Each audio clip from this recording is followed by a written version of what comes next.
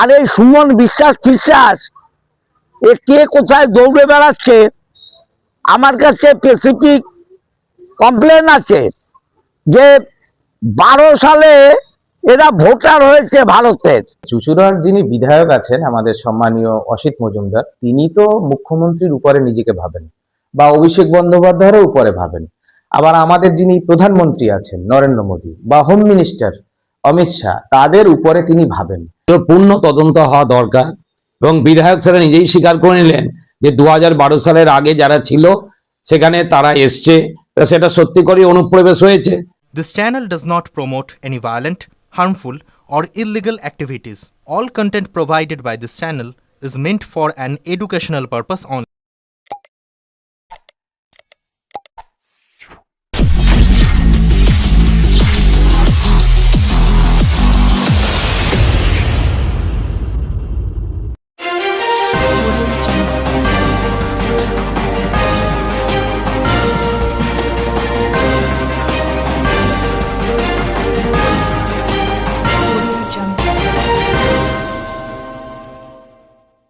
একসময় কৃতি ও গুণীজন হিসেবে সংবর্ধনা দিয়েছিলেন তৃণমূলের বিধায়ক। আজ সেই বিধায়কই তাদের 2012 সালের আগে পরিচয় ও অবস্থান নিয়ে তদন্তের দাবি তুলেছেন। এমনই অভিযোগ উঠেছে চুঁচুড়া বিধানসভা এলাকায়। প্রসঙ্গত 2016 সালে তৃণমূল সরকার চাকরিহারা শিক্ষক সুমন বিশ্বাসকে শিক্ষক হিসেবে বহাল করেছিল। সে সময় রাজ্যের মুখ্যমন্ত্রী ছিলেন মমতা বন্দ্যোপাধ্যায় এবং চুঁচুড়ার বিধায়ক ছিলেন অসিত মজুমদার। এই বিষয়কে সামনে রেখে ফের সরব হলেন 2016 সালের চাকরিহারা শিক্ষকদের আন্দোলনের অন্যতম মুখ সুমন বিশ্বাস। সম্প্রতি চুঁচুড়া এসআইআর সংক্রান্ত আবহে সুমন বিশ্বাসের সঙ্গে হুমায়ুন কবিরের সাক্ষাতের পর বিধায়ক অসিত মজুমদার মন্তব্য করেন, হুমায়ুন কবির এখনো বাচ্চা ছেলে। চাকরিহারা শিক্ষকদের পাশে তৃণমূলের সাংসদ কল্যাণ বন্দ্যোপাধ্যায় সবসময় লড়াই করেছেন। একই সঙ্গে তিনি বিজেপির সাংসদ অভিজিৎ বন্দ্যোপাধ্যায়কে কটাক্ষ করে বলেন, চাকরিহারা শিক্ষকদের চাকরি খেয়ে নিয়েছেন তিনি। পাশাপাশি সিপিআইএম নেতা বিকাশ রঞ্জন ভট্টাচার্যকেও ব্যঙ্গ করে বিধায়ক বলেন, নিজেকে ব্যারিস্টার দাবি করলেও তিনি রাজনৈতিক উদ্দেশ্যেই ভূমিকা নিয়েছেন।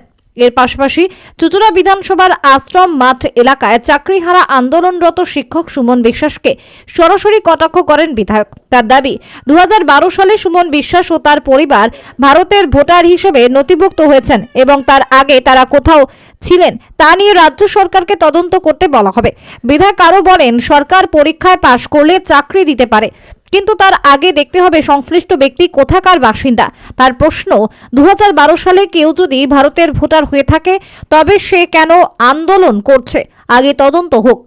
এই বক্তব্যে তীব্র প্রতিক্রিয়া দেন সুমন বিশ্বাস। তিনি বলেন, 2016 সালে আমার পুলিশ ভেরিফিকেশন সম্পূর্ণ হওয়ার পর মমতা বন্দ্যোপাধ্যায়ের সরকার আমাকে শিক্ষক হিসেবে বহাল করেছিল।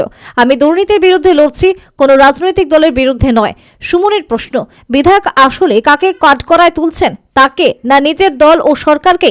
কারণ মুখ্যমন্ত্রী এবং অভিষেক বন্দ্যোপাধ্যায় বারবার বলেছেন একজনও প্রকৃত ভোটারের নাম যেন বাদ না যায়। সুমন বিশ্বাস আরও বলেন, তিনি মুখ্যমন্ত্রীর কাছে অনুরোধ জানাবেন যেন তার দলের বিধায়ক অসিত মজুমদারকে সতর্ক করা হয়। বিধায়কের উদ্দেশ্যে তিনি বলেন, যিনি একসময় আমাকে চুঁচুড়ার কৃতি সন্তান হিসেবে সকলের সামনে উদাহরণ দিয়েছিলেন, আজ তিনি কেন এমন উল্টোপাল্টা মন্তব্য করছেন? পুরো বিষয়টি নিয়ে বিজেপি আক্রমণে নেমেছে।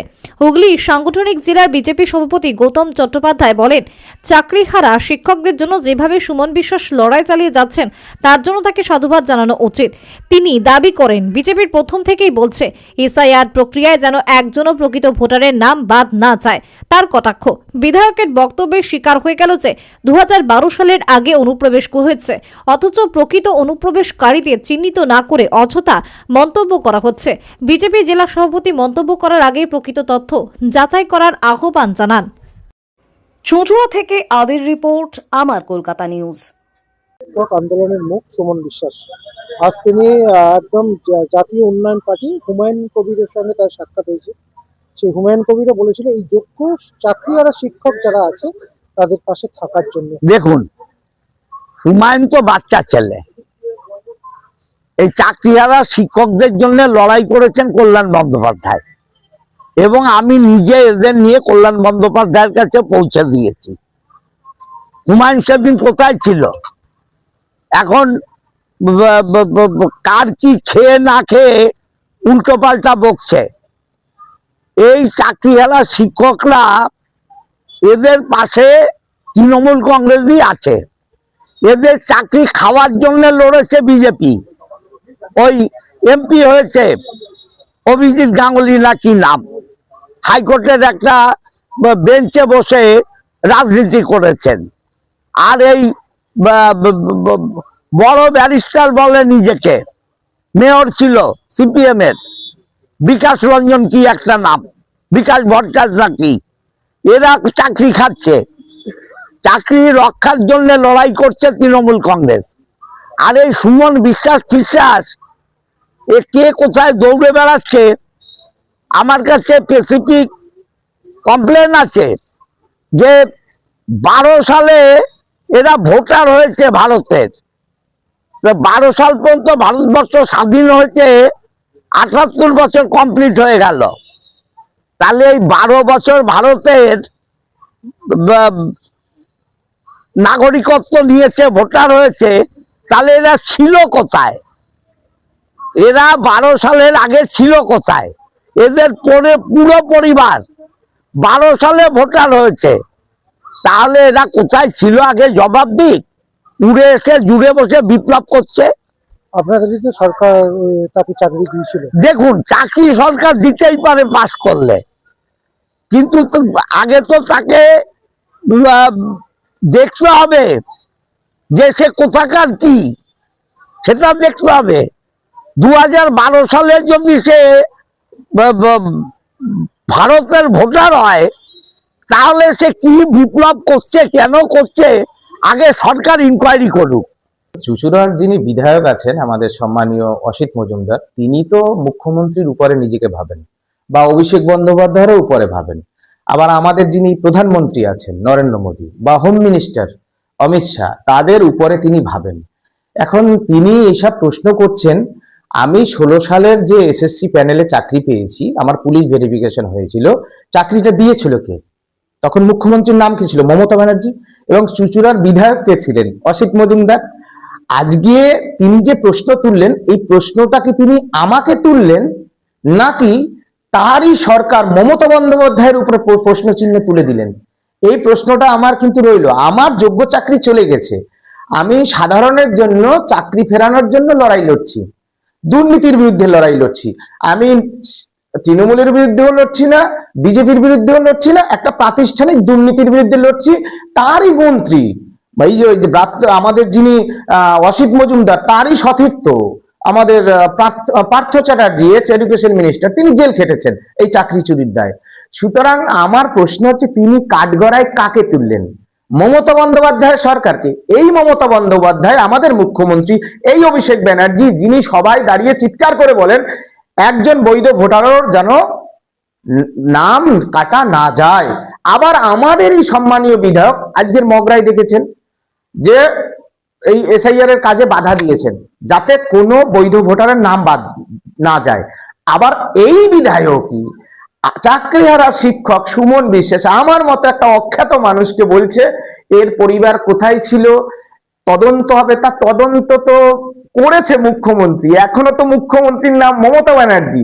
সুতরাং এই যে বিচারিতা, আমি আশা করব মাননীয় মুখ্যমন্ত্রী অসিত মজুমদার মহাশয়কে সতর্ক করবেন। আমি তার কথায় বিশেষ একটা গুরুত্ব দিয়ে বিচলিত হতে বা বিশাল মন্তব্য করব তা নয়। আমার দুঃখ লাগছে মাননীয় অসিত মজুমদার তিনি এরকম আবল তাবল কথা কেন বলছেন। তিনি তো আমাকে একসময় সংবর্ধিত করেছিলেন যে আমি নাকি চুঁচুড়ার কৃতি সন্তান, আবার সেই অসিত মজুমদার এইসব কথা বলছেন। সুতরাং অসিত মজুমদার জানেন না হয়তো এই বিষয়গুলো। আমার তার প্রতি কোনো বিদ্রোহ নেই। আমি তার কাছে অনুরোধ করব, এই যে শীতকালীন বাজেট অধিবেশন আছে, সেই অধিবেশনে মাননীয় অসিত মজুমদার যাতে এসএসসি 2016 প্যানেলের যোগ্যদের ধারাবাহিকতা সহ চাকরি ফেরে, তার বিল পাশের জন্য আপনি বিধানসভায় সোচ্চার হবেন, এটুকু অনুরোধ। মাননীয় বিধায়ক যিনি বলছেন, আজকে আমরাও তো চাইছি যে কোনো প্রকৃত ভোটার বাদ না যায়, কিন্তু মাননীয় যে বিধায়ক তিনিও এই একই কথা বলছেন, তার নেত্রীও বলছেন এবং তার যিনি নেতা আছেন তিনিও বলছেন। খুব ভালো কথা। আজকে সত্যি করে যারা আজকে বাইরে থেকে এসছে, তা সেগুলোর পূর্ণ তদন্ত হওয়া দরকার। এবং বিধায়ক স্যার নিজেই স্বীকার করে নিলেন যে 2012 সালের আগে যারা ছিল সেখানে তারা এসছে, তা সেটা সত্যি করে অনুপ্রবেশ হয়েছে, তা সেটা তার সেখানে তদন্ত করা উচিত এবং তার বলা উচিত। সেটা ঠিক না বলে তিনি যেভাবে বলছেন, আমার মনে হয় তার মাথাটা খারাপ হয়ে গেছে। উনি আগে ভেবে দেখুন যে প্রকৃত তথ্যটা কি আছে। আর আজকে সুমন বিশ্বাসকে আমি সাধুবাদ জানাই যে আজকে যারা চাকরিহারা শিক্ষক আছে তাদের পাশে দাঁড়িয়ে তাদের জন্য যে রকম আন্দোলন করছেন। আর মাননীয় বিধায়কের প্রশ্ন এইখানেই যে তিনি বিরোধী বলেই তার পেছনে এই কথাটা বলছেন, কিন্তু যারা প্রকৃত যারা বাইরে থেকে এসছে, যারা সত্যি করে অনুপ্রবেশকারী, তাদেরকে কেন তিনি এ করছেন? আজকেও আমি শুনলাম তিনি এসআইআর কাজে বাধা দিয়েছেন। একটু নির্বাচন কমিশনের কাজে তো বাধা দিতে পারে না, এটা তো আইন বিরুদ্ধ কাজ উনি করছেন। একজন বিধায়ক হয়ে উনি কেন এইরকম করছেন, এটাও আমাদের কাছে প্রশ্ন রইল।